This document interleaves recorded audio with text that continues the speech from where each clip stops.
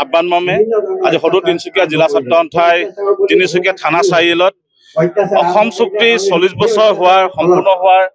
যিসকল শ্বহীদে আত্মঘাতীৰ শ্বহীদে শ্বহীদ বৰণ কৰিছিল তেখেতসকলৰ স্মৃতিত আমি আজি বন্তিপূজন কাৰ্যসূচী আমি হাতত ৰূপায়ণ কৰিছোঁ। কিয়নো 1979 চনৰ পৰা যি 6 বছৰীয়া অসম আন্দোলন হৈছিল তাত হৈছিল হাজাৰ হাজাৰ লোক পংগু হৈছিল, হাজাৰ হাজাৰ বাই ভনীসকল আমাৰ সেনাবাহিনী এটা ঘৰকিটা হৈছিল আৰু বহুতো লোকে কিন্তু গুলীবিদ্ধ হৈছিল। তাৰপিছত কিন্তু 1985 চনত আজিৰ দিন অৰ্থাৎ 15 আগষ্ট তাৰিখে ঐতিহাসিক এখন অসম চুক্তি হৈছিল, যাৰ পৰা আজি 2025 বৰ্ষ আজিৰ দিনটো 40 বছৰ সম্পূৰ্ণ কৰিছে। কিন্তু অসম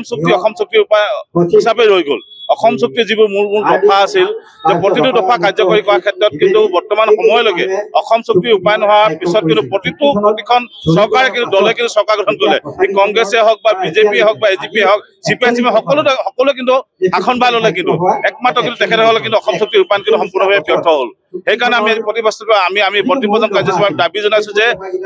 অসম চুক্তিৰ প্ৰতিটো দফা অতি শীঘ্ৰে ৰূপায়ণ কৰক। লগতে যি অসম চুক্তিৰ যি 6 বছৰীয়া অসম আন্দোলন হৈছিল, যি 860 জন লোক শ্বহীদ হৈছিল, তেখেতৰ শ্বহীদৰ মূল্য কিন্তু লৈ যাতে কোনো যাতে ৰাজনৈতিক দলসমূহ যাতে ৰাজনীতি নকৰে, অসম চুক্তি লৈ যাতে কোনো যাতে ৰাজনীতি যদি নকৰে, তাৰ কাৰণে আজি বন্তিপূজন কাৰ্যসূচীৰ জৰিয়তে বৰ্তমান শাসক পক্ষতে হওক বা বিৰোধী পক্ষত থকা সমূহ ৰাজনৈতিক দলৰ প্ৰতি আমি সদৌ অসম ছাত্ৰ সন্থা আমি তীব্ৰভাৱে আমি তেখেতলোকে দাবী জনাইছো যে অসম চুক্তি লৈ ৰাজনীতি নকৰিব। যদি অসম চুক্তি যদি অতি শীঘ্ৰে ৰূপায়ণ যদি কৰিব নোৱাৰে, তেতিয়াহ'লে অসম চুক্তিৰ নামত তেখেতে ৰাজনীতি নকৰিবৰ কাৰণে, শ্বহীদৰ নামত ৰাজনীতি নকৰিবৰ কাৰণে প্ৰতিটো ৰাজনীতিক দলকে আমি সকীয়াই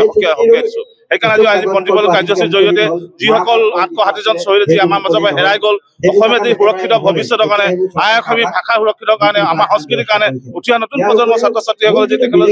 আমাৰ মাজৰ পৰা হেৰাই গ'ল, সেইসকল মৃত্যুঞ্জয় বীৰ শ্বহীদলৈ আজি মই বন্তিপূজন কাৰ্যসূচীৰ জৰিয়তে গভীৰ শ্ৰদ্ধাঞ্জলি জ্ঞাপন কৰিছো। লগতে যি 6 বছৰীয়া অসম আন্দোলনত যিসকল ব্যক্তিয়ে বৰ্তমানলৈকে সমগ্ৰ জীৱন তেখেতলোকে পংগু হৈ কিনি তেখেতৰ জীৱন অতিবাহিত কৰিছে, তেখেতসকলৰ যাতে ভগৱানৰ আশীৰ্বাদ কামনা কৰিছো। লগতে যিসকল বাই ভনীসকল আমাৰ সেই মুহূৰ্তত সেনাবাহিনী হাতত যি ঘৰকিটা হৈছিল, সেইসকলৰ যাতে পুনৰবাৰ পুনৰ তেনেকুৱা পৰিস্থিতি নাহে, তাৰ কাৰণে আমি আজি বন্তিপূজন কাৰ্যসূচীত আমি দাবী জনাইছো। লগতে অসম চুক্তি আধাৰভাৱে প্ৰতি দফা ৰূপায়ণ কৰা সমান্তৰালভাৱে নাগৰিকত্ব আইনৰ জৰিয়তে বৰ্তমান চৰকাৰখনে যে 2014 চনৰ 31 ডিচেম্বৰলৈ অহা হিন্দু বাংলাদেশীসকলক যে নাগৰিকত্ব প্ৰদান কৰিব ওলাইছিল, তাত আমি তীব্ৰভাৱে গৰিহণা দিছো আৰু কেন্দ্ৰীয় চৰকাৰ ৰাজ্য চৰকাৰক দাবী জনাইছো যে অতি শীঘ্ৰে নাগৰিকত্ব সংশোধনী আইন অৰ্থাৎ কাৰ পৰা